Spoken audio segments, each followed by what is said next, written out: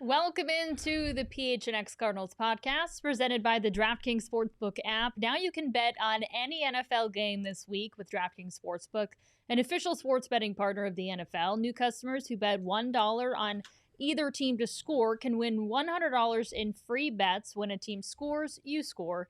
Just remember to use the code PHNX when you sign up. Chierstin here with Johnny Venerable, Frank Sanders. We got some breaking news to get to regarding Sunday's game between the Cardinals and the Panthers. But first, Frank, Johnny and I were talking about it yesterday and decided that we were going to let the people vote on the tattoo that you're going to get, hopefully on Friday, if we're able to set it up in time. If not Friday, sometime here in the near future. So we've got your tattoos. Here we go. 1, 2, 3, and 4. Look at some kids. Would you care to walk us through what we're looking at here, how you came up with this inspiration? Well, the original is number 2. That was before they played the San Francisco 49ers. Oh, and also, yes, in case anybody missed it, Frank Yes. said that if the Cardinals beat the 49ers, that he would get a tattoo to honor Cliff Kingsbury. So here we are, and we're looking at options. And I said it like Tuesday I would get a tattoo, which is today, or Friday. When he thought Kyler Murray was still going to... when I thought Kyler Murray wasn't playing, I didn't think we had the team to show up that would show up versus the 49ers. And now we're in artistry mode right now. So look, I've opened the channels up to anybody who wanted to put any ideas out there that would represent the Cliff Kingsbury. This is primarily a Cliff, what would you call that? Like a... Is that like a bird? Yeah, but it's like, well, it's A something. It's like a homage to Cliff Kingsbury for for what he's done over the last couple of years. We quarterback as a coach, he struggled, and then now we see him doing a hell of a good job with a lot of good talent, and we watch him grow. So my tattoos conversations was this right here as an option. 1, 2, 3, 4. You guys can also submit some more ideas. The idea was the number 2 was the original tattoo, but I thought let's evolve that a little bit more. And then with the K2, we'd add the bird on the backside or around the K2 so it would look like it's primarily for the Cardinals head coach. And then I had like a little bit more inspiration. I thought that little piece on the backside of that K looks like a 4. And you guys know Kwame Lassiter played here for the Arizona Cardinals when I got here in 1995 to 2001. Then he went on to do some other things. He has a great foundation here in the Valley, which is sickle cell anemia. His family dealt with that itself. But I wanted to try to add that in a little bit. But again, I went back and backtracked a little bit, Chierstin, and said, this is primarily a Cliff's thing. So I have some more ideas. If you got ideas, bring them, drop them in. Send them to PHNXsports.com. You do what you want to do on that side. You can follow me on Facebook, Twitter, Instagram, and submit some ideas. But right now, these are the only things I have. But are you set on getting it on your ankle? I am not. Oh. Primarily. Oh, my goodness. Well, here's the thing. A tattoo, to me, I only have one, and it's right here on my right forearm, which is primarily for the Dillard 5 5 guys from the same high school went to the same college, and we all played at the same time. And 3 of the 5 went to the NFL. 1 became an actor, another and then 3 of the 5 also became a coach. So coaches. So primarily, I only have 1 tattoo, so I'm trying to get 2. And I think a tattoo should be seen. Well, at least I think it's significant. Seen. To your point, Frank, like we're with Frank every day. Like Frank's not tatted up all over the place like a lot of the current players are. Like this is significant. When he first threw this out there, I'm like, okay, maybe he's got a decent amount of tattoos, like, you know, when my man's shirtless or whatever. No, he's got 1 tattoo. He's doubling down. He's doubling down with the Arizona Cardinals this year. They're 8-1. give you massive props. Chierstin and I have talked on air, off air. We are big time scaredy cats. We have no tattoos between us. We've got one tattoo on this panel. It's Frank, and we'll have 2 by the end of the week, and all owned by Frank Sanders. I've almost gotten a tattoo. Well, when I was young, I went back and forth on getting several different tattoos, and I am so grateful that I never got. See, I didn't get a tattoo, but I did things like I had my lip pierced. Could you guys imagine that? You did have I think you should did. bring that back. I have a scar from it. Bring it back. It was the dumbest thing I ever did, because if you look at me like closely, you can see the scar still. But I did it because I turned 18 and I was like, woo, what should I do? So I remember in between class getting out and track practice, I went to a dang tattoo parlor. Nice. And literally, I don't like needles, and they pulled my lip out, and the needle was like, it was long and thick, and they pulled my lip out and with like a dagger stuck this giant needle and kept it through my lip. And I was like, okay, take it out, take it out, take it out. And they're like, you have to wait. And then my body like rejected the piercing. It like swelled, and I took it out after like a couple weeks. But like, yeah, embarrassing. The craziest thing I ever done is I had frosted tips. That was about it. They've been burned. I had frosted tips maybe in the 8th grade. That was about it for me. Did you wear like Hollister or Abercrombie with it? Oh yeah, puka shells. The puka shells, all that good stuff. I think I had frosted tips on 2 different occasions. That was it. Frosted tips and puka shells. Oh my God, that should be a t-shirt. This was on the way. My tattoo was on the way from Auburn with some guys the 4 of the 5 that was in the car, and we had been. Oh wait, hold on. All of them went to Auburn? Yeah, all went to Auburn. Yeah.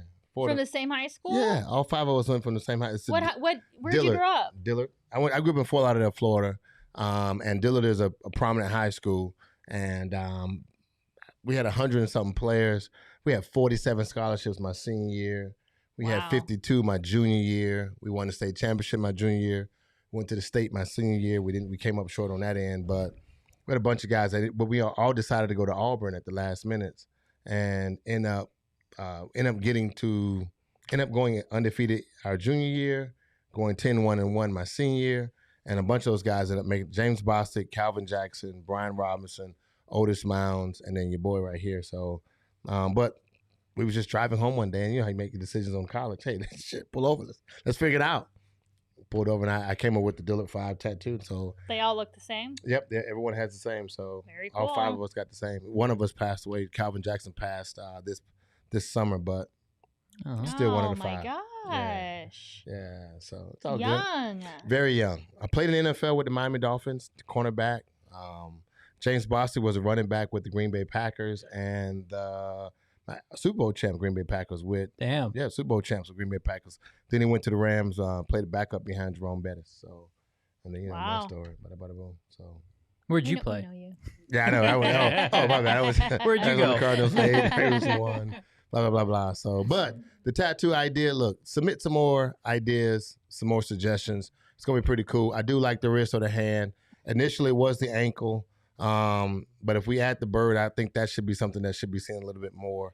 But if you guys come up with some great ideas, I'm advocating for inside the lip.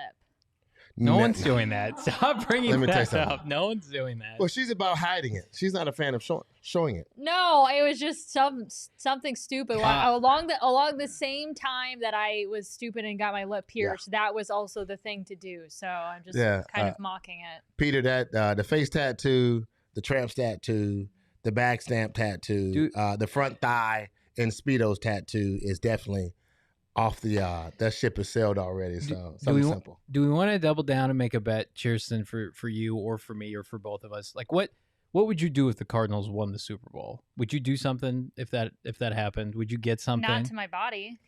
I feel like I would be tempted to get a tattoo if they were to win the Super Bowl. No. You know what? It's like toxic chemicals that I just don't want on my body. Yeah. They're not good for you. They're really not. I mean, this is like days before Frank's tattoo. Right. Listen, it's toxic chemicals. It's bad for you, but we're going to promote Frank getting this tattoo. Listen, to each his own. And there's a lot of, alcohol is a toxic chemical. So some toxic chemicals I'm willing to put in my body, some I'm not, you know? It's just personal preference. Hello. That's what we're talking about. Yeah. submit your ideas. Let's make it happen. I'm open to it, but definitely somewhere between the wrist and the ankle. And I'm excited. Honestly, I'm really excited about it. I get so much chatter from the people on Facebook like, no, you're not doing it. Tell me you're not serious. I get DM, tell me you're not serious. Tell me you're not serious. I said 100% serious. I said I was going to do something. I'm 100% on board with watching what's taking place. Like, this is like, we're 8-1. Like, if you've been here for the last 50 years, that's amazing. Significant. And so this is 100% significant. And you have to, like, really see this moment and seize the moment. And I'm seizing it with the intent to honor someone who I had no belief in, and that's Cliff Kingsbury. I had no belief in him. I didn't think he was going to be this guy. I didn't think he was going to do what he's doing. And fortunately, he's answered the bell. He's grown. He's been creative with his offense. They gave him the reins to an NFL team from a coach who hadn't won in college levels, and he's answered that. So to me, I'm all in on what's taking place, and I want to honor him that way. If it will honor him in any mannerism. No, I definitely think it will, and we certainly respect that. Peter says, thank you for the super chat, says, if the Cardinals win the Super Bowl, Johnny gets a Jordan Phillips belly rub celebration tattoo, and I don't even care where he puts it. I'd probably have to find a new spouse if that happened. I'd have to find a new place to live. We can talk. We can talk a tattoo if they win the Super Bowl with me. I have no problem with that. It's not. I'll do something like, I don't know, jump in a freezing cold lake, but I won't tattoo. Now that I could never do. What? I think the ice bucket challenge, I'd die. I think my heart will go in 100%. You never did ice baths when you were a player? You would think I was going in the fire, how slow I had to get into it. It would be a turtle climbing a hill, getting into ice. I'm a Florida dude. I'm from Fort Lauderdale, Florida. I hate the cold. Okay, well, I prayed that God would send me someplace warm. I'm from Cleveland, Ohio, and I hate the cold, so it doesn't always matter. It doesn't always mean anything. It means I cannot. I think I would pass out. The night I met Chierstin, it was maybe triple digits, and she had a sweater on. You'll never forget it. I won't. So I was like, hey, here's your partner in crime here for PHNX Cardinals, and I'm like, Marma, I've been in Arizona roughly about 8 months, and I was experiencing the summer for the first time, and she was in a full sweater and long pants, and I think there was a fire going by where we were at too. It was a little hot, but you know what? As soon as I got out of that restaurant, I was going to Topgolf, and it was cold. It was like middle of August, early August. That will be embedded in my brain until we part ways, whenever that is. Says the piercing, the one who got a piercing. Yeah, that was stupid. Look, we just got to catch you at the right moment, Cheers. That's all. We don't know what. I think. No, I will. I do have that in me. Moment. I do. I will say that I have this spontaneity in me where if you catch me at the right time, I don't think you could convince me to get a tattoo just because. Not now. You have to be in the moment. You have to see all the things that have had to transpire. Like, that's me, where I say a lot of things have transpired while I will do what I just said I would do. And that's what's on the table right now. So for me, Would you guys skydive on video? Sure. I would do that. Absolutely. I want to do that. If the Cardinals win a Super Bowl, I would go skydiving. And I'm terrified of heights. Like, not even funny. Terrified. I do it next week. I'm ready. Olette, I'm ready. Johnny, you chicken out on that? I don't know. I don't like heights, and I hate heights. Me too. That to me, that'd be awesome. I'd have to have. You probably can't drink before you do it, but I'd have to have something. Well, some of my most embarrassing stories involve my fear of heights, and it's bad. But I would do that. Cards win the Super Bowl. I mean, there's a lot more that we could come up with. There's very few things I wouldn't do for a Cardinal Super Bowl. Let's just put it that way. Like, everything would be on the table, and then I'd have to kind of be talked into certain things. I can just see Johnny's. That guy's like, let's go. Me. Love you, Cliff. That guy gonna push you Cardinals. All right, let's get to the freaking program. Enough of this shit. Sam Darnold's out this weekend. That's such a good idea. Okay, we're doing that at the Stop. I'm not committing anything.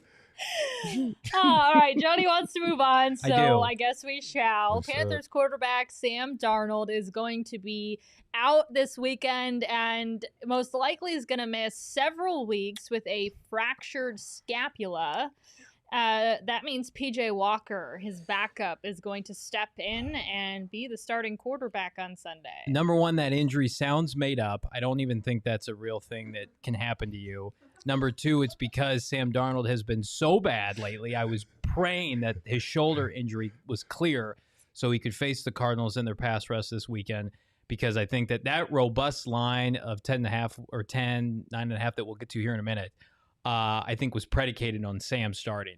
And if you're not familiar with their backup, his name is PJ Walker. He's a little guy like Kyler, 5'11", and he went to the University of Temple, which is where Matt Rule coached once upon a time. So that's why he loves him. Then he went to the XFL in their lone season for like 5 games and was like their XFL. And won their MVP, can move around a little bit. And so he wasn't great last year in a couple appearances, 1 touchdown, 5 interceptions. But I think in this first occurrence, I mean, I think if you were to ask Chandler Jones, Marcus Golden, I'm sure they would rather play Sam Darnold, because this dude's got wheels. They're going to try trickeration. And so I'm disappointed because I wanted to see Sam Darnold, because he's right now bottom 5 quarterback in the NFL. A little bit of the fear of the unknown. Now this kid, his arm's not great, but he's got mobility. And then you combine that with another week of health for Christian McCaffrey. I like a lot of the receivers. I still think the Cardinals win handedly, but I would much rather be facing Sam Darnold. My initial reaction, and I'll let you get to your point, Frank. My initial reaction to all this is bring back Superman. Bring back Cam Newton? No, I thought you were going to say your initial reaction was who's PJ Walker, because that's what you said. That's a great thought. Bring him back. What are you doing? Bring him back. He can't throw either, though.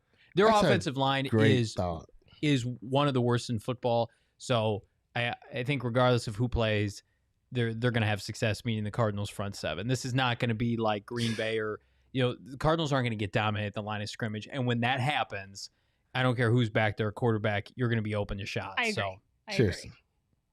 Right? Bring back the Deuce. Oh, God, because your Auburn ties. Hey, man. Look, the guy is a game changer, conversation-wise, emotionally when he walks into the locker room. He brings a sense of moxie to the team that they feel they can do. There's so many things they can do. And I know for a fact that's just where it's at. The Patriots situation for him wasn't good, not during a pandemic, with a guy that does not want to get vaccinated.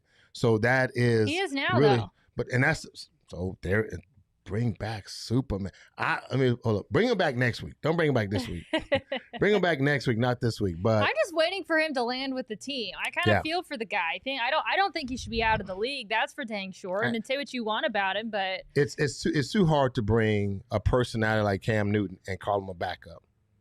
I'm 6'6". Your quarterback 6'4", 3, 2, 1. I'm taller than him. I got more. My body, when I take my outfit off, you're gonna see just amazingness on why I should be starting. There's nothing that I come with a bunch of cameras, lights, glitz, fame, and action, and there's nothing that I really can't do in the right situation.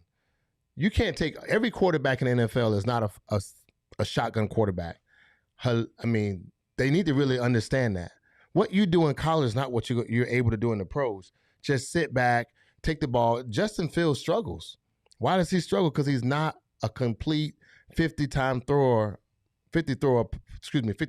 a game and be on point every time. That's hard in the NFL. And we watch so many guys struggle because you can't transfer what you do in college to the pros. You have bigger windows, you have bigger gaps, and those things happen. So in my best opinion, I agree with you. Sam Darnold is a bottom. That was a hell of a statement. Bottom five. And they picked up his fifth-year option, so he's not going anywhere. They owe him $18 million next year. They gave up a second and a third, I think. Jeez. It's so bad. It's part of the reason we'll have this discussion as the week progresses. Why Matt Rule's set up for failure in Carolina. They're in quarterback purgatory. They wanted Deshaun once upon a time, and then the allegations came out. Their new owner in Carolina, I think his last name's Tepper, took over and wants to make a splash, doesn't want to be in quarterback purgatory, thought that they could buy low on Sam Darnold. He's just been so bad. Doesn't want to be in quarterback purgatory, so they go after Sam Darnold? I think they thought they could buy him on – they pinned a lot of his struggles on Adam Gase and the Jets' dysfunction. They were 3-0 to start this year, and now they've lost 4 of their last 5. And they've got a top defense. Really, it's the offense that's not, and that's his baby. That's Matt Rule's baby. It's the offense that has not shown up. Their offensive line is a sieve, but their skill players are of quality. The running back's elite. It's just the court. When you have a capable quarterback, we've seen this. Frank's seen it. He's lived it. You have no shot, no matter how good the rest of your roster is. Most of your quarterbacks in the NFL, out of 32 teams, I'd say 16 of the teams, they're probably 7-game quarterbacks. 7 excellent, really good game quarterbacks. Everything else, it's hit or miss. It's 1 pick, it's 2 picks. The defense had to pull you out, or it's a running game and the running game had to pull you out, or you threw. It's not the levels, and there's tremendous levels of play when you watch a Tom Brady or you watch a Drew Brees or when you used to watch a Peyton Manning and how everyone else just fell off and it wasn't even close. And now you're watching these guys. Now we have to use athleticism as a conversation piece to make these other quarterbacks look good. Honestly, Lamar Jackson in the window of time when he came in is perfect because he can run. But as a quarterback, just a pure quarterback, no. He will look just like Zach Wilson. He will look just like the rest of these guys, how they look. Colin Kaepernick when they put him in the shotgun. Cam Newton when they put him in the shotgun. Dak Prescott when they put him in the shotgun. Only the shotgun. Jameson Winston, just the shotgun. Okay, Jameson. Well, I keep saying it's Jameson. Something's on your I mind. know I say Jameson. I always say it. Jameis Winston. But it is. They're not 100% complete.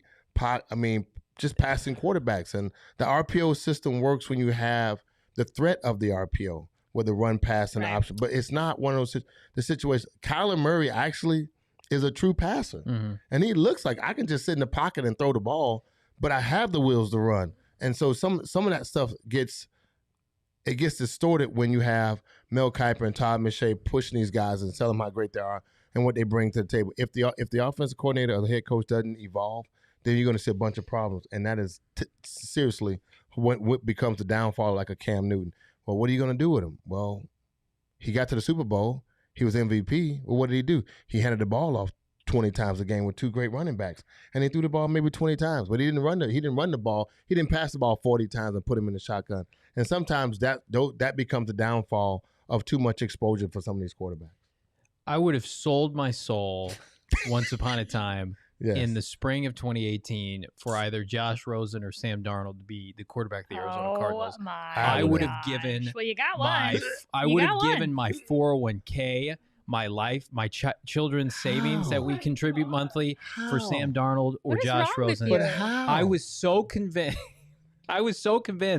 in that draft that those two were going to be elite quarterbacks, and both of them have just been awful.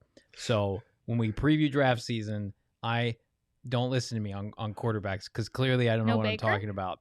I was not a Baker guy. I thought Josh Allen. I watched Josh Allen at Wyoming against Iowa. He looked awful. I liked Lamar as a realistic option because I didn't think the Cardinals would be able to trade up.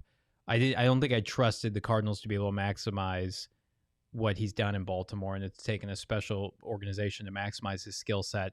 I was convinced Rosen was going to work out. But Darnold, to me, when he went to the Jets, I'm like, there's their guy for the next 15 years. Whoops. Wow.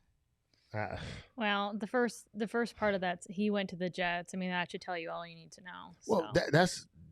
Well, organizations matter, and giving a guy a chance.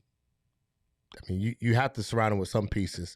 They have to have the pieces. It's fair. Did they ruin him because he was 20 years old when he came? He was like the youngest player in the NFL history. Sam Darnold. No, they didn't ruin him. He wasn't good in college. And Josh Rosen wasn't good in college. What? Sam Darnold won the Rose Bowl. No, watch this. Okay. What they would say is he has a great arm and he's amazing when he gets to the chalkboard. There's nothing he didn't know when he got to the chalkboard. You play football in between the lines. When I say these dudes are coming to break your head off, they're coming to break your head off. This is not what you do in shorts and tights and how you look when it's scripted and that. These guys do not do what they do when it's scripted. So to me, I understand that they had a lot of good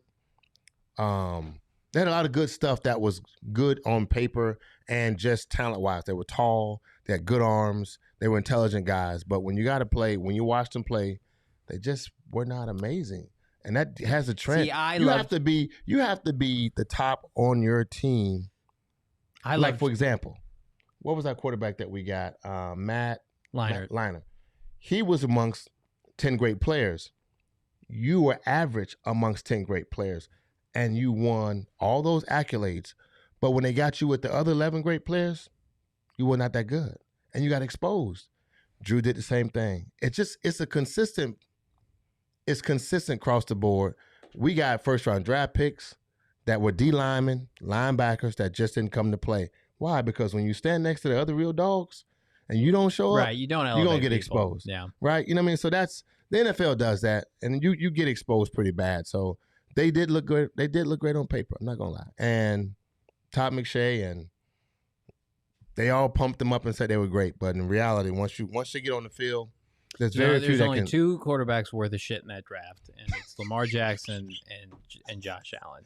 Baker Mayfield's fine. He probably shouldn't have been a first-round pick. He's on a loaded team. There are two studs in that draft. That's it. Very true. Love it. All right. Well, you mentioned dogs, which, by the way, I was thinking today, this thought crossed my mind. I want dogs. I don't want divas. There's one D word I want, another one that I don't. And we were talking about it the other day. I said I really do not like divas that are players. You know, Frank, you and I were yelling over the dinner table about OBJ, and I said I don't like divas. But dogs, and this Cardinals team has a lot of dogs. Yes, and that's one of my favorite things about them. And Christian Kirk said that he feels like they have the mindset that they're still underdogs. Mm-hmm. Different use of the word, regardless of what the record is, what the standings are, what the rankings are, etc. And he had a pretty good bite today. We're not backing down to anybody, and we said it from week one. We have a chip on our shoulder, and even sitting at our record and whatever the standings, wherever the rankings want to put us, we always still have the underdog mentality because we know what it took to get here, and we're still not even done yet or even remotely close to being to where we're at. But we approach every single day and every single week as the underdog. We know people still count us out. People counted us out going into Sunday because we had some of our starters out and we were down, and so people were so quick to say, oh, they don't have this guy, that guy, and that guy. They're not going to be able to get it done. And we take that stuff personally, and you can see that when we're out there and especially on the road playing. Christian heard what Frank was saying. Look, about I talked to the guy, I asked him a question, and still no, I'm not believing nothing you're saying. He said the standard is the standard, and we have not met our standard yet. We set our own standard, and so therefore, I was driving over here today, and I was thinking the standard is the standard. They just popped another 30 points on another team. Is the standard 50 points? Do you think they can pull out a 50? Maybe that's a tattoo you should get. The standard is the standard. I think they feel like at full strength they should score every possession. So, yes, I think that, again, we talk about it. Like, they have not played a complete game offensively yet. Otherwise, they would have scored at least 40 points. And the talent that they have on this team, their backups went into San Francisco, a watered-down version of the Cardinal offense, went to San Francisco and put up 30 points. So, in retrospect, against like a defense that has real players in San Francisco. So I think that they feel like if they're clicking on all cylinders and they're playing mistake-free football and dominate the line of point of attack, the line of scrimmage, they should be able to put up 40, 45 points. They should be the best offense in the NFL. That's how they feel. Look, there was a team that was called the Greatest Show on Turf, and they just dominated. And this team has that same kind of flow about them. They don't have a Marshall Faulk, but when the St. Louis Rams, when they had Kurt Warner, they were moving the ball without a problem on defenses, and they were just destroying teams. And when you say they are the underdogs, it looks like that. Because if I want to try to you could do apples and apples with them between the St. Louis Rams as the Greatest Show on Turf for Kurt Warner, and then throw our team out there and our guys, and you can, but it still feels like they're better than us, than what we have. Does that not feel like they have T. Holt, Isaac Bruce, Oz Hakeem? Do I think the St. Louis Rams? The Greatest Show on Turf, the team that was. Yes, I think they're better than this team. And you think that team is better than our guy? Yes. And so that's the reason why I still feel That's why they're the underdogs. They have a guy named by the name of Orlando Pace playing left tackle too, and the Cardinals don't. Come on. Okay. Come on, man. I think this team. I thought I could bait you for that one. No. I think this team thrives off of people doubting them. You know, I think we see certain games that we can point to, like the Cleveland game where, you know, they had a whole bunch of starters out and they had their head coach out. And I think they genuinely thrived on the opportunity. They said they did. Yeah. Like the worse it got, the more people that went down or tested positive or whatever the case was, like the more they were motivated by it. And I think, you know, point to the Niners game, you know, you don't have your quarterback, you don't have your top two receivers. I think that was another game where they're like, all right, let's do the dang thing, and are genuinely motivated by that. And I think that is also, you know, one of those characteristics of a great team, when you can genuinely thrive off of, I mean, when you can be 8-1 and it still pisses you off if somebody, you know, thinks a certain way about you or you're ranked a certain way. I mean, the record speaks for itself, but like you're still going to get pissed off about it. I mean, any way that you can find an edge, I think, especially when you're winning, is great. And especially with 17-game season, and if you continue to win, you got to find that edge every Sunday. And I don't think this team has a problem finding that. You know, I've done like projections for the playoffs in my head for like the last month, as I'm sure a lot of people have, like, can they get home field advantage? Can they have the first round bye, right? Where would they go if they won the division but didn't have a bye? What would that look like? They play better on the road. That's indisputable. They have not played outside of the Houston game really a complete game at home yet. And that's not to say I don't want this team to play home Arizona football come January, but like I think they've proven 5 road games, 5 blowout victories in the process. Like they could go to Dallas and certainly beat the Cowboys on the road. That's not a difficult place to play. You know, we've already seen them go to LA and beat the Rams, right? And so we want them to win the division and we want the bye. But at the same time, like I could easily see this team with the disrespect card going on the road in the postseason and stringing together victories. Now, the 2 areas where I think it's difficult is, of course, Green Bay with the cold. And then anytime you go to Tampa Bay and you play Tom Brady, that's dicey. But other than that, like I would think the Cardinals would be very competitive in any kind of road playoff scenario. Here's the thing when it comes to, I think a lot of the times when we're talking about like disrespect or disregarded or things like that, we talk about on a national scale. There's 2 things that happens, you know, when you're in a market and you're covering a team. One is you can easily drink the Kool-Aid, and all of a sudden you're thinking, because you show up every day and this team is talking about how, you know, good they are or whatever, you sort of begin to just believe it, and you're like, no. And it's like, never mind what anyone else says.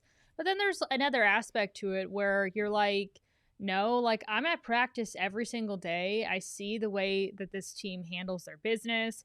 I am listening to what's going on. I know the ins and outs of, you know, what's going on in terms of, you know, the mentality, if somebody's out in the coaching set, whatever. I mean, just you pick up on a lot of things when you're around the team every day that national media just doesn't have. You just don't get it. And I've talked about this before. I mean, you know, when a team gets hot, that's when you get more national attention. You get more reporters pop in from outside of the market, and they're asking questions that you were asking 5 months ago and stuff. They just don't know as much. And so they talk about, you know, the belief inside the locker room. I would say it goes, you know, locker room and, you know, people in the facility. And then, you know, the next closest would be local media members that are there every single day talking to them and getting a true, genuine feel for the locker room. And I think outside of Frank, we all picked up on, you know, the belief that they had in Colt McCoy. And we've been hearing for months about how, you know, big of an addition that he was. Yes. And how much, you know, from on and on and on. So I just think that, getting the chance to be around the team, you really do feel, you know, that they're practicing what they're preaching. And, you know, that's pretty exciting. And that's why I don't doubt them, Frank. I mean, you're doing the right thing. Because apparently my one decision not to go with this team, and I had a good reason not to this week versus the San Francisco 49ers, because we didn't have our players. And guess what? It didn't go my way. But guess who'll get the victory in this? The Arizona Cardinal fans I'll get a tattoo, or I'll get a tattoo for the K2, my man. And we got another victory. We're 8-1. Like I said, I can't. There's nothing in me that at the beginning of the season saw that. Nothing. I saw that. I didn't see 8-1. I just did not see. Well, they came into the season with so much to prove. There was so much up in the air. Everyone was on like a hot seat. Does anybody know their over/under in Vegas before the season? I'm gonna put you both on the spot. I have no idea. Let's take a guess. How many Vegas picked them to win? How many games this year? And it's a 0.5 number because it's difficult. So whatever 0.5 was their total. 9.5. Yeah, 9.5. I'd say 9.5. 9.5 in this division after what happened last year. You're sticking with that? Yep. Okay. I'll say 9.5. Well, now that you said that, I feel like I should go lower. Let's say 7.5. That's what it was. 7.5 coming into the season, 4th place in the NFC West, firmly 4th place in the NFC West, less than last year. They said last year, I think they were 8.5, and of course Vegas was right on. They won 8 games, right? This year, 7.5, even with Rodney Hudson, J.J. Watt, A.J. Green, full draft class, same coaching staff, that nobody believed in this team, mostly because of their head coach, and they overvalued San Francisco, which is a joke, and it's great that they're floundering now. The Cardinals have surpassed their Vegas over-under in 9 weeks. It's unbelievable. That's crazy, man. Unbelievable. Blows my mind. That's pretty good. Have you tweeted that? That's a worthy tweet. Yeah. I have a lot of those. It's crazy, and it's pretty amazing at the same time. I love it. I do. I marvel. I'm so taken back by it. And we talked about, you said divas and dogs, and it just, to me, I think we're missing that diva. That will stop. Well, just calm down. Calm down. JJ hadn't played in the last couple of weeks, but after that, we're just better. If he would have been healthy the following week and played in San Fran, he would have kept that energy. That would have kept the light on the Cardinals, because by saying that, the shirts hit the market. It was constantly repeated that maybe we're just effing better. And because of that, that just added to the moxie of what you really need. Sometimes you need a little diva-ness to get those lights, cameras, actions on you. They can all become divas after this season if they win the Super Bowl. Well, that's true. I mean, that has worked tremendously well in Patriots land. Just do your job. We'll celebrate at the end of the season. So I agree. If they were to win the Super Bowl and have established run of success, like knowing their quarterback and their head coach, like they would play on that. This is not a blue collar organization, right? There's flash to this organization. This is not historically the Steeler organization where it's like run the football defense. There is significant flash and an entertainment value with this team.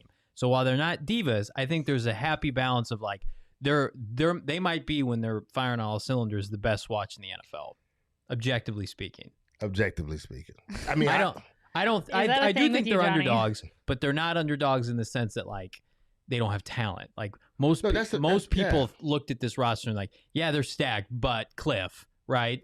That was the question mark. Right. And Kyler finishing the season. Right. And staying healthy. Well, that would have been, and that's why I was TBD too. Yeah. Mm-hmm. I mean, I'm assuming we all feel like there's a really good chance of him coming back this weekend and it just being a 1 week thing, but it is very much TBD in terms of his health the rest of the year. What do you Peter, Frank is telling us that he wants a full back tattoo of Cliff in his palatial, is that word? Palatial home.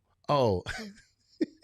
For the draft, no, it's not going down, bro. No back, only wrist, maybe wrist or ankle. That's if they win this year, though. I mean, that's a lot. I mean, you're not going to be the only one with a Cliff Kingsbury tattoo in the Valley. Right. They have success this year. I think people will be sporting. I should trademark it then. You might need to. I might need to trademark that. Peter, put $15 on that trademark price. Just like. Anyway, the line in this game is hot off the DraftKings Sportsbook app at the moment, assuming Vegas is making some changes after the Sam Darnold news broke. But they started the day, the Cardinals that is, 10-point favorites in this game. Johnny, do you think that line is going to be greatly affected? I'm refreshing right now. There's nothing here on the DraftKings Sportsbook app that I'm addicted to. I'm on it all the time. It's phenomenal. I do. I think it'll go probably like 12.5, maybe 13. Because at the end of the day, like if the Carolina while I think, texting with my dad before the show, like he and I both think that right now PJ Walker is a better player just because of dynamic with his legs. Like if the Carolina Panthers thought he was better, he'd be playing, and he's a backup for a reason in their mind. And they do have game film of him from last year. He's played in the NFL now, and they can go not just from the XFL, but like they saw him play the Giants last year. I think it'll go maybe 13. Now the question then becomes, if it's Colt McCoy again, what does that look like? Well, I mean, Colt McCoy just went to San Francisco and they won by double digits against, Jimmy Garoppolo, who is their starter, who is playing better than either Sam Darnold or PJ Walker. So I don't expect the line to move or change even if Colt McCoy plays. Okay. That'd be saying a lot in terms of belief in Colt, and he certainly deserves any sort of confidence that would come his way. Well, and like Carolina's got top 3 defense, like they're right there with the Cardinals, and it's more impressive, I think, because their offense is not putting them in positions to succeed. They're giving them short fields and they're not doing anything with it, and that's typically deflating for a defense. Whereas like the Cardinal offense typically rewards their defense by converting touchdowns, so that is impressive. What I will say is like the Cardinals could win like 14-0 and still cover the spread and look unimpressive in the process, because the offense could be that bad for Carolina. Well, eventually that Vegas will have it all figured out. That line will be back on the DraftKings Sportsbook app. If you want to get in on the action, download it. Be sure to use the code PHNX. If you bet $1 on any NFL team to score in a game, you can win $100 in free bets. If they score, you score. And as always, it's 21 and over, Arizona only. Gambling problem? Call 1-800-NEXT-STEP. New customers only. Eligibility restrictions apply. See DraftKings.com/sportsbook for details. And if you love, I think Saul told me today that today marks like almost exactly 2 months since we've launched, which is really exciting. If you guys have been following us and listening to us, just love what we're doing over here and want to take the next step to become a member and get that much more access to our content, then you can do so and get a free t-shirt of your choice. We'll show it again if you guys haven't seen it yet. We've got this awesome, one of our best-selling t-shirts. Maybe we're just effing better. They've been flying off the shelves. So if you sign up to be a member, you can get that t-shirt for free, or any t-shirt at phnxlocker.com of your choice, or 50 cents for your first month. You get to choose your option. So plenty of options, and we certainly appreciate all of our members, and love that so many want to be part of the fam. Just a big sigh. Frank and I are sporting some gear tonight. Yep. Yeah. Fresh off their victory. Arizona Wildcats, claws out. So I'm 2 things I just noticed about you. A, is that supposed to be football, your shoes? Because it's super cute, if that's the case. I think these are Steve Madden from if they were like football inspired, I was oh my Lord. Peter with a big time super chat. K2 tattoos are now a trademark of Peanut Butter LLC. Any use of this product without the company's consent is prohibited. What is happening? Is that Peter? He's using the term peanut butter. I'm taken back by that. That is something else. This is at this news. rate, Frank, we've got enough money between our last 2 shows that we've done to buy your tattoo. I know, right? Hey. Thank you, Peter, for that tattoo. It won't be in the back, though. Won't be on the back. Man, this is great. I love it. This is exciting. Is great. I mean, I love it. Look, we're doing some stuff we hadn't done before. I'm ready to get under the needle. Ready to sew this thing up, man. Let's get it popping so I can always have it and wear it. I'm almost thinking of moving it up a little bit more. If this is right here is to be seen, I might go here with that. I like it. I might go there. You can kind of flip the wrist. Absolutely. Work on the golf. Yeah, I mean, it'd be more of a talking piece. Might slide the PHNX underneath that too. So just in case. Ooh, Frank, you know what? If anybody gets a PHNX tattoo, they get a free membership for life. So are you kidding me? If you get that on your Frank, for life, man, you can read Johnny's. Is that a thing? Yeah, no, it's a thing. Oh. Yeah, if anybody decides they want to get a PHNX tattoo, hello, you get a membership for life. So you put us on your body for life, and you have access to all of Johnny's articles for life. Sorry. What have I? I'm sorry. There's. It's not funny. We have amazing content up. Don't listen to me. I'm sorry. I'm just so in the groove of making fun of Johnny. There's amazing stuff on our website. He's like, nah, I'm good. No, but seriously, if you get a PHNX tattoo, free membership for life, for the rest of your life. Oh, I love it. I love it. Look, it's there's a lot of things that's gonna happen that's going down really good.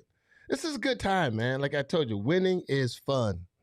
Losing sucks. Those 10 days, that 10-day off was so hard.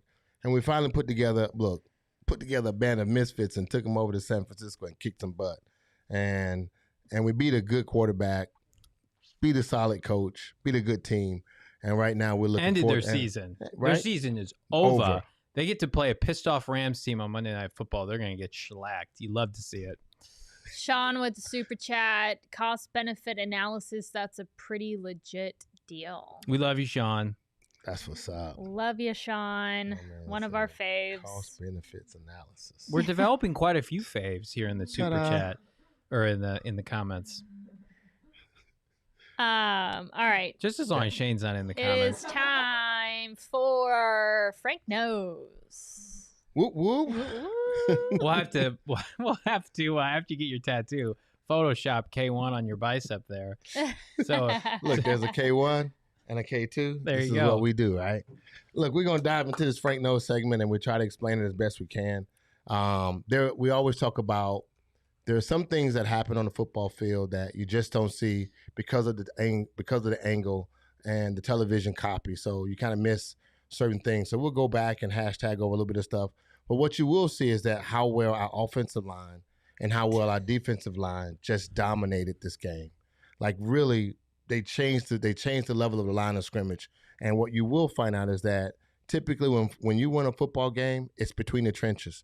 We always talk about a hat on a hat, which basically means is your guy, in regards to counting the numbers, if there's 6 in the box and we have 6 guys to block, is everyone button up the right guy and a hat on a hat. Or a cat on a cat. Or yes, a bird on a bird or a bird on a cat or a cat on a bird. A Herm Edwards says cat on your cat.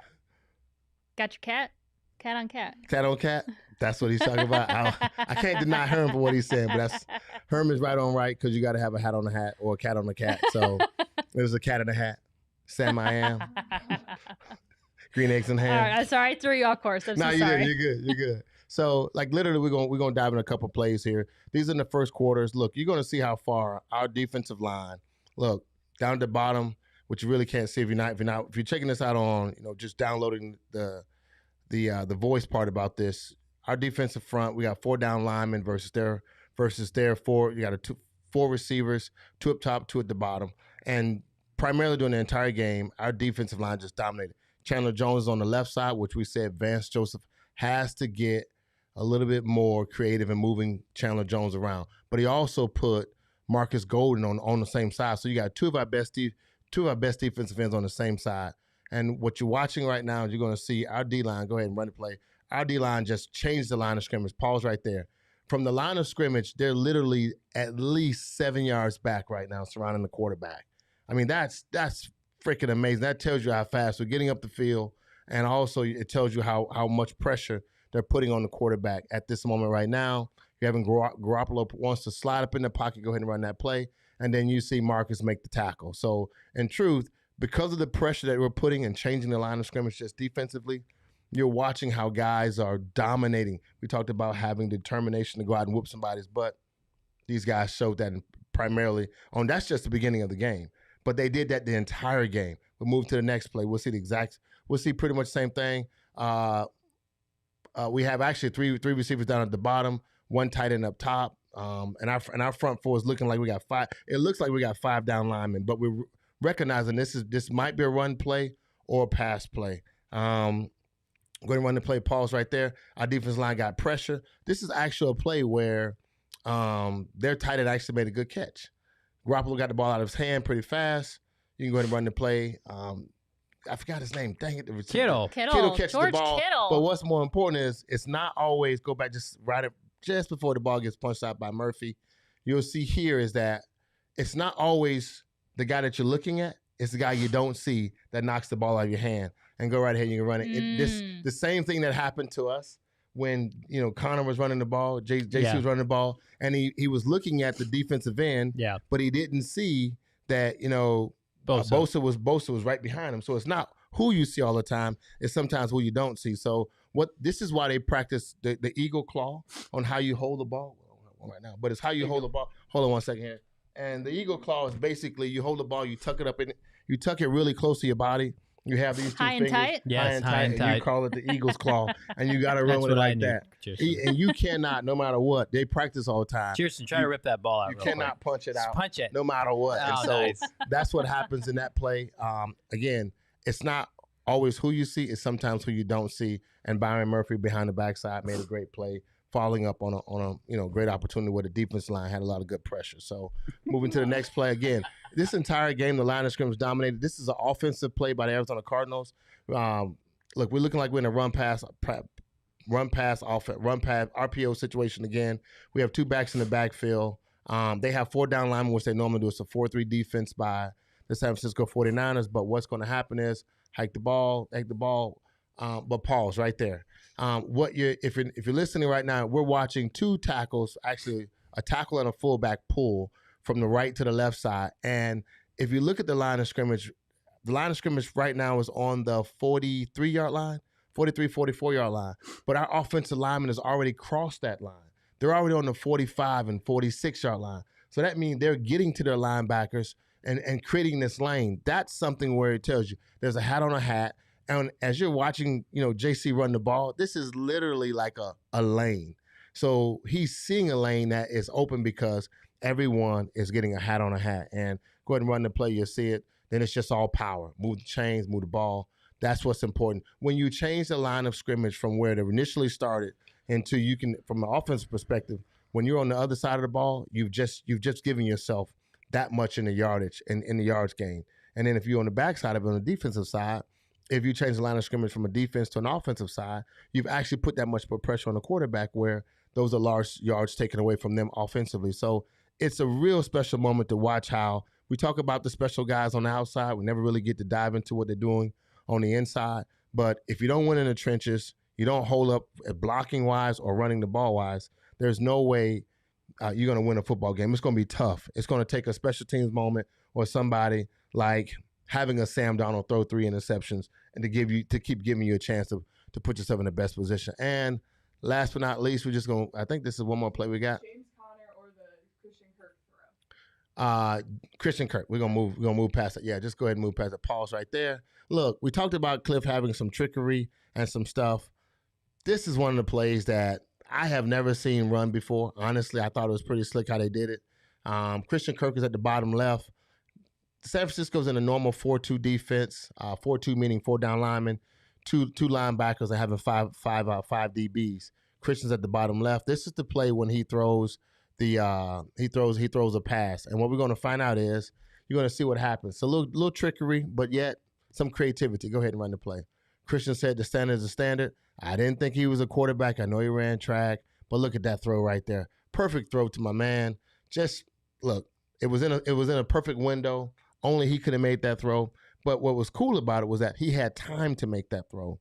That tells you how many plays ahead of time that they had set that play up, that the defense would not be in the position to react to that. So, and then he had enough time to make the throw, and he had a good little shot. But there's somebody else that was drafted in the second round that had an arm at one day in time too. Frank. So let's see what we're working with. Pause right there. Frank's on the bottom. Frank's at the top right. Back it up a little bit if you can. Maybe not. Look at that. Oh, my God. Back it up a little bit more, please. You're left-handed? At the beginning, yeah. Frank is actually left-handed. So Frank is pause left. right there. I formation. Well, far. They call it far. It's actually a far, near set, near I. And they're going to hand the ball off to the running back. He's going to hand it off to me. Go right ahead there. And look at the pause right there. Look, if I look at that time, look at that stretch and throw. Look at that wind up. I used to be a quarterback in high school, but if you take a peek at that, this guy, I caught the ball on the right side. I came around with a little pitch to the left side, throwing the ball to Rob Moore, about another 35-yard pass. Beautiful. Just a rifle of a throw. Against the Steelers defense, against the Steelers, too. I'm 100% sure we lost that game, but it was just a good throw. But it wasn't because of your passing. It wasn't because of my passing. Definitely not. The Cardinals are doing a lot of great things. There's things that they're doing. Cliff and Kugler are coming up with some great formations. They're changing the offense of what we saw in the last 2 years that look very dormant. We're moving guys around. We have a lot of great players, but we're moving guys around. There's so many beautiful things that's happening defensively and offensively, and it's matching. Our offensive line is dominating in a lot of good ways and giving pass protection. Our defensive line is putting a lot of pressure, getting a lot of sacks, but bending but not breaking. Our receivers are making a lot of great catches and a lot of great plays once they catch the ball. Our defensive backs, they are making a lot of great stops and PBRs, which is PBUs, pass breakups, as well as interceptions. So this is a great merging of two good situations that's happening offensively and defensively. But more importantly, in this week's going back what Frank what I knew and what I saw, what I'm explaining is that our offensive lines, offense and defense, dominated that game well, and it put us in a good position to get a good victory. So you just showed that trick play. Chierstin spoke with reporters today and said that he actually hyperextended one of his fingers on his throwing hand, like the play before that. Really? Yeah, and he was like, I wasn't gonna let that get in the way of Well, this now play. I know who's the better quarterback in these two second-round quarter receivers. He is. He can make that throw with a messed up finger. Yeah. I think he's the better quarterback out of us two right now. I'm going to go ahead and give that over to him because that right there was that's pretty hella good. He said he threw a couple of passes in high school and college, but that obviously he doesn't have extensive experience, but he was like, I feel like people, because it was originally, we talked about this yesterday, it was originally designed for DeAndre Hopkins to throw to AJ Green, but they were both out. And so it turned into a Kirk to Antoine Wesley play, and Kirk had hyperextended a finger before the play, and they still were able to complete it. In a weird way, I feel like that play broke the San Francisco 49ers soul because it's like Cardinals were right around midfield. It was still only 7-0 game, and then you allow that play in those circumstances, and then the Cardinals are on the one, which is a gimme touchdown right now for James Conner. I feel like you pan to San Francisco's sideline after that play, and Cliff Kingsbury is just owning the 49ers at that point. That was, to Frank's point, so embarrassing for them because if you're San Francisco, you're loading the box because you know the Cardinals want to run the football because they are severely limited at quarterback, missing wideouts. It didn't matter. That was a schematic schooling by Cliff Kingsbury. Probably, in terms of his best game plan in his 3-year career as the member of the Arizona Cardinals, that I think bar none his best. I agree. That's why we're getting the tattoo, baby, because I just didn't see it coming. I did not see it coming. You guys know me, so. But I'm happy about the win. Here's the thing about this tattoo. Honestly, I couldn't root against them. I couldn't root that they wouldn't win, so I wouldn't get the tattoo. I was rooting that they would win. I knew the tattoo would come, but I still needed them to win because I know winning is fun, losing sucks, and to go there and pull out a win like that, it took a lot of people to make it happen. Your heart was in it. The thing between your ears had doubts. Yep. Yes. I doubted it 100%. But like a lot of people, and it wasn't, no one thought that we'd just walk it in and dominate this team like they did. But it required the things that you talked about, the stuff that we don't see. And it's like I asked Christian, hey man, what is it that you guys are getting that we're not getting? It's the standard. There's things that you watch at practice. These guys come to practice, they come to work, and they seem like they generally care and love each other. And that's a hard chemistry to put together for a team. Not having a bunch of divas, but having guys that have tremendous amount of accomplishments on this team, and yet have the leadership, go back and forth with, one guy COVID, no have COVID, one's not healthy. That's a lot on a team. And we said something a while back. How can this team keep winning emotionally? It's at some moment it's not emotional. It's just talent. Mm-hmm. And you said it. Our team, we're really a really good team.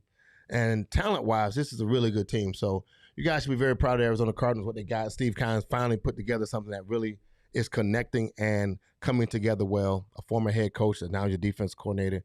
You got 7 other coaches that coach all around the league that's in key positions, whether it be offense coordinator, defense coordinator, or linebackers coach, or D-lines coach. These guys have coached, and you got a head coach that's got 3 years in, and he's 8-1 right now. It's pretty amazing.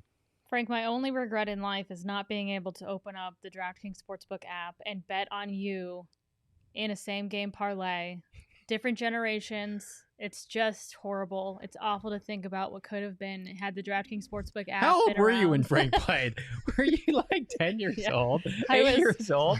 Here's Chierstin on her 95 Mac, dial-up internet, in her parents' bedroom, gambling with her parents' credit card on Arizona Cardinal football, living in Cleveland, Ohio. You would have been grounded for Wait, life. how old would I have actually been, Frank? I played in 95 to 2002. So let's just say 95, I would have been 4 years old. Dear God. Yeah. By the time I retire, you'd be like, yeah, Dad, give me that card. Give me the card. I'm betting I on got the to bet on my Cardinals. man, Frank 2001, I Sanders. was in 5th grade. So I would have been 10. Look, Basically 21. the best time you had in your life would have been 1998 if you'd have bet on the Cardinals. That would have been the best time. Anyway, what I was getting at, I was trying to transition into a DraftKings Sportsbook app reminder that if you download it and use the code PHNX, bet $1 on a team to score, you can get $100 in free bets if they do. When a team scores, you score. And we love same game parlays because they're always going to give you a bigger payout. The more likes you add, the more money you can win. And we love DraftKings because the DraftKings Sportsbook app is safe, secure, reliable, and you can deposit and withdraw your cash whenever you want. The chat is going off on who would be better in this offense between Patrick Mahomes. Is the offense so amazing that Patrick Mahomes, if we had Patrick Mahomes, what would happen? If I we see had a dirty Kyler boy Murray, like at the bottom of that chat. This This is a private going show, in. Shane. Get your dirty ass out of this chat where the real fans are. Oh my God, they going hard on like conspiracy theory. Trade Kyler Murray for Mahomes. Mahomes need a fresh start. Mahomes back with Cliff. No, we I mean, don't. like, We don't Super want Bowls Mahomes. in First a year. off, we don't want his They go brother Or his or wife. his wife with the TikToks. Why not? We don't. They are. No. They are. Have you seen the I TikToks, have. Frank? I have. Oh, It's like my watching God. a Pretty car bad. crash. You can't look away. But you have to I watch it. genuinely, I wonder what Mahomes' like opinion of it is because I genuinely feel for him. Well, I read this week, like, so he has a new baby, so he's not sleeping, right? I don't know how, like, I'm not saying because he's famous celebrity, like, he doesn't take care of his baby, but clearly, like, he's probably a little bit hands-on. Yeah. And then his wife is, like, shaking her butt on social media, on TikTok. His brother's, like, in the news for, like, dancing on the late Sean Taylor's logo Yeah. or number in Washington. Like, everyone hates his brother. And so, like, and then he's put in those awkward positions. Like, they're saying, like, that could attribute to why he's struggling right now. No doubt. Absolutely. I think it's the Absolutely. commercials. I think he's doing way more for celebrity and famous stuff than actual football stuff. Jackson Mahomes, if you haven't had a chance to see him, Frank, is one of a kind. He is the epitome of being famous because your sibling is famous. And it is just a sight to behold on TikTok. If you haven't checked out Jackson Mahomes, I check him out. yeah, check him out. Yeah. I hope it's a stage that he grows out of, and I really feel for Patrick, and I hope that things get better in that regard because it's like it totally is like a wreck you can't look away from. It's pretty bad. It's pretty bad. We don't need a distracted Patrick Mahomes here in Arizona. Kyler keeps his private life private. If you can say one great thing about Kyler Murray, I couldn't tell you one thing about him off the field other than he likes video games. And Bruce Lee. And Bruce Lee. Johnny is like, all right. Oh, Shane. Oh, You're going to it's get it. too funny. All right, shall we wrap things up with our winners and losers? Yeah. Happy to go first. My winner this week is Justin Fields. Looked great on Monday Night Football last week for a bad Chicago team. Played well. Is getting better each of the past 2 weeks. Get a chance to see him in a couple weeks in Chicago when the Cardinals play the Bears. To me, I think by and large he's looked the best out of any of the rookie quarterbacks. I love that San Francisco passed on him, And I think he's doing well despite of that organization, bad offensive line, inept head coach, minimal weapons, and they should have beaten the Pittsburgh Steelers last night. I'm a Big Ten guy at heart, and I like to see him do well. Okay, I like it. My winner is the Denver Broncos. To give up one of your star players and then to go in Dallas and smack them up, I think that's pretty special. They've been taking a lot of heat, and Teddy Bridgewater has just, again, been consistent as being Teddy Bridgewater. But when you lose a Von Miller, you feel like you feel like you got rid of something that was special. But again, they got rid of a diva, and they brought two other dogs in that would play in the defense, and they showed up and they came to play. And for whatever energy that Dallas didn't possess that day, who cares? I'm glad they lost and Denver won. That's a big win for Denver. It's a really big win for Denver and Teddy Bridgewater. I like it. Just like I like Teddy Bridgewater. My winner is Najee Harris. I don't know if you guys saw in the news that the Steelers running back has renovated and upgraded parts of the homeless shelter that he stayed in for a certain amount of time while he was in high school. And it's pretty cool. Saw some stuff where he went back, and I just like, those are the types of stories of, just coming from nothing and working for everything that you have and odds stacked against you and kind of not forgetting where you came from and helping others. All those types of storylines fit there. And that's cool. He's a tremendous young man and, a role model. And you just love to see things like that. So he's my winner. Yeah, I'm a winner because of Najee Harris. I put money on him to score a touchdown last night. And he helped me on the first drive. So I didn't have to sweat it out, which was great. I should have bet on him to be the first touchdown scorer, and I chickened out. So I did anytime touchdown, $190 on the DraftKings Sportsbook app. And I've not been bullied in the chat. I see you. I've not been bullied out of my red shoes. I just switched it up tonight. I do have other shoes, like I've stated before. They look great. My loser this week is, unfortunately, a guy I like, GM of the Las Vegas Raiders, Mike Mayock. They have had probably the worst month span of any organization in recent memory. First of all, his coach that hired him on, he and John Gruden were buddies, had leaked, homophobic and racist emails. Gruden's gone now. So that's one of his advocates. And then Henry Rudd's situation where your first round pick of last year was starting to blossom. His career is essentially over, looking at prison time. And then Damon Arnett, who they gambled on, first round corner out of Ohio State, overdrafted, but they liked him, was like doing some gun videos, talking about shooting people on TikTok. Immediately had to cut him. Their 2020 draft class, they had 2 first-round picks, Arnett, Henry Ruggs, both are gone. If you're Mike Mayock, man, I love you. I think he's a good talent evaluator, but, man, you hit your wagon. We talk about Vance Joseph having his pick maybe of some head coaching jobs in the offseason. Yeah. There are places that you just do not want to go, and with the Raiders in Vegas, that's one of them. So, Mike Mayock, this is probably his one shot to be a GM, was great on NFL Network, had a chance to meet him once upon a time when he did the color commentary for Notre Dame, but not looking good. I feel bad for anybody that has anything to do with that organization right now. It just seems like it's one thing after another. The amount of like really sad, unfortunate, like heavy stuff that's been hanging over that organization.